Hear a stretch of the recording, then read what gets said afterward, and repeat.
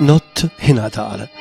La gente allegramente rinde in casa, festeggia la notte santa.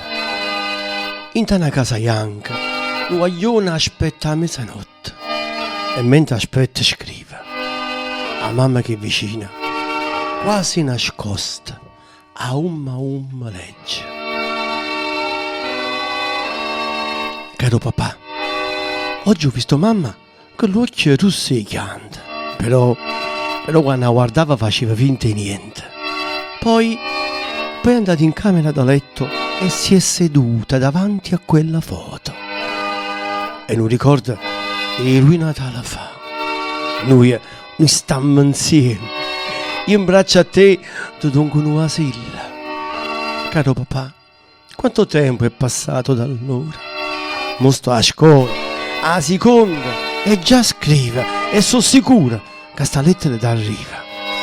Caro papà, scusa per qualche errore, so piccerilla, sì, ma bene che ti voglio grosso come un cielo.